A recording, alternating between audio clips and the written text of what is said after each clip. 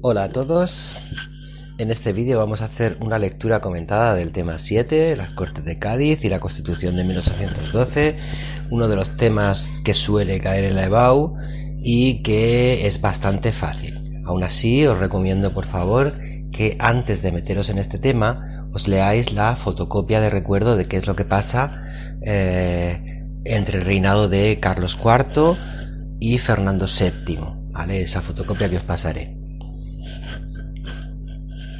Bien, procedo a leer ya el tema. Vamos con la introducción. Cuando comenzó la Guerra de la Independencia en 1808, rápidamente se formaron juntas locales de defensa para responder a la invasión francesa, pero también para llenar el vacío de poder que habían dejado Carlos IV y su hijo Fernando VII, que habían abdicado en Bayona el 5 de mayo. Las juntas locales se fueron coordinando en juntas provinciales y en septiembre se creó la Junta Central. Esta tomó la revolucionaria medida de convocar unas Cortes, un derecho reservado únicamente al rey. Pero su sede no podía estar en la peligrosa Madrid. Tras la derrota frente a las tropas napoleónicas en Ocaña, la Junta Central decidió refugiarse en Cádiz. En enero de 1810, desacreditada por las sucesivas derrotas militares y por algunas de sus decisiones de gobierno, la Junta fue disuelta y se reconvirtió en un Consejo de Regencia, ejercido en nombre del legítimo rey Fernando VII. Este organismo mantuvo la convocatoria de Cortes, pero su diseño fue más conservador que en el plan inicial. Fueron unicamerales y sus representantes fueron elegidos por sufragio censitario. Las Cortes de Cádiz tuvieron su primera sesión en la gaditana Isla de León el 24 de septiembre de 1810. Bueno, una introducción estándar si no fuera porque hablamos de ese quiebro que creo que no en ningún tema de los que he visto yo de la EBAU aparece eso, que es que esa Junta Central realmente convoca Cortes, pero no son las que llegan a abrir las Cortes. Se ha reconvertido en un Consejo de Regencia, o sea, las Cortes están ya representando al legítimo rey de España, al deseado, como le llaman en ese momento, Fernando VII. Bien, vamos a leer el desarrollo. La guerra impidió que las elecciones a diputados se llevaran a cabo con normalidad, lo que provocó que casi todos ellos fueran elegidos en las ciudades. De los poco más de 300 diputados, un tercio eran eclesiásticos, mientras que el resto eran mayoritariamente profesionales liberales, funcionarios y militares.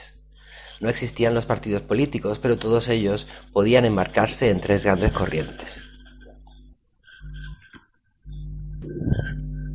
Los absolutistas, llamados serviles por los demás grupos, dado que defendían que la soberanía residía exclusivamente en el rey, para ellos, las Cortes debían limitarse a recopilar y sistematizar las leyes, mientras que el deseado estaba ausente. Los moderados, llamados también jovellanistas por su afinidad con el pensador ilustrado, iban a ser los precursores del liberalismo conservador del siglo XIX. Para ellos, la soberanía debía ser compartida entre rey y Cortes, que deberían ser bicamerales, y los tres poderes deberían estar separados. Y C, los liberales, que no eran mayoría, pero que formaban un grupo muy compacto y con mucha iniciativa.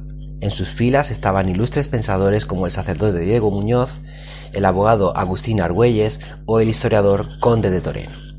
Para ellos, la soberanía nacional recaía exclusivamente en el pueblo, y las Cortes eran su legítima representación. En el primer decreto de estas, el 24 de septiembre del 10, así como en el artículo 3 de la futura Constitución, los liberales consiguieron reflejarlo así. Bueno, este párrafo tiene dos partes diferenciadas. La primera, cómo se eligen los diputados, y la segunda, qué tres tipos de diputados hay. Es muy sencillo distinguirlos. Se distinguen por su concepción de la soberanía. ¿Quién tiene la soberanía? O sea, ¿quién manda en España? Para los serviles, el rey. Para los moderados, el rey y el pueblo, y para los liberales, el pueblo. ¿Quién gana? Los liberales. En la Constitución aparece que la soberanía reside en la nación, o sea, hay soberanía nacional. Bien, leemos el siguiente párrafo.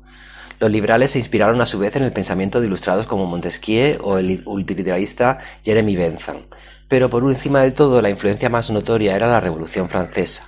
su Declaración de los Derechos del Hombre del 89 y su Constitución del 91. Sin embargo, no podían reclamarse deudores de los valores del país al que estaban combatiendo, así que buscaron legitimación en la propia historia española.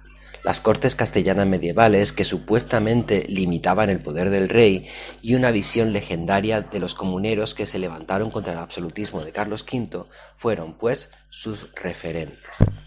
Vale, influencias a la hora de plantear las Cortes y la Constitución de Cádiz. Pues no, las referencias son claras, los ilustrados franceses, pero claro, no pueden decir que son deudores de los ilustrados franceses, o sea que se inventan, por así decirlo, no lo pongáis así en el examen, que están inspirándose en los comuneros, ¿de acuerdo? Y en las cortes medievales.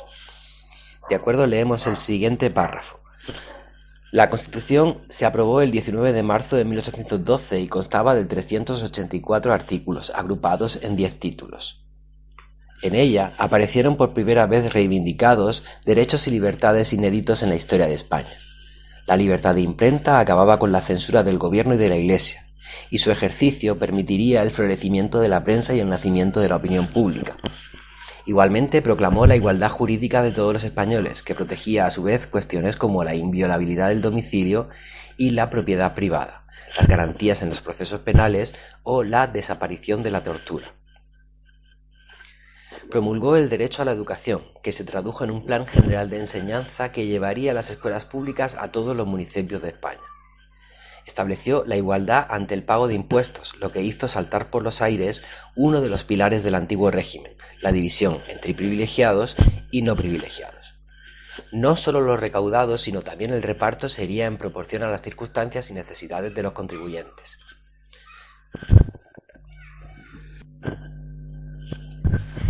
También acordó la igualdad entre los españoles peninsulares y los que vivían en las colonias, que tanto legal como económicamente habían sido tratados durante décadas como ciudadanos de segunda.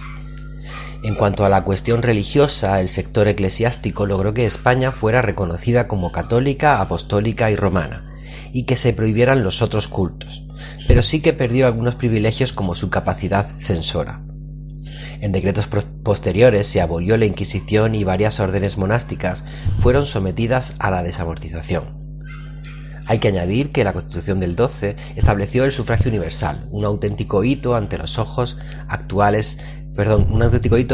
los ojos actuales palidece un poco, pues solo podían votar los hombres mayores de 25 años y era indirecto. Los ciudadanos votaban a sus compromisarios en la parroquia, que a su vez votaban a los municipales y estos a los provinciales, que eran los que finalmente elegían a los diputados en las Cortes. Otra de las medidas revolucionarias fue la separación de poderes. El rey y sus ministros detentarían el poder ejecutivo, las Cortes el legislativo y tribunales de diferentes escalas pero unificados por un mismo código, el judicial. El poder del rey estaba limitado. Su origen no era divino, sino que emanaba del poder popular de las Cortes. Así, éste no podía ni convocarlas, ni vetarlas, ni disolverlas. En el caso del ejército, podemos ver cómo se repitió este esquema, pues el rey era el jefe nominal de las Fuerzas Armadas, pero solo las Cortes podían controlarlas. Bueno, veis que en este párrafo tan largo se tratan las principales medidas de la Constitución. Veis también que a mitad de párrafo se habla de algunos decretos posteriores, porque se habla de lo mismo y para no usar otro párrafo los hemos metido ahí, ¿vale?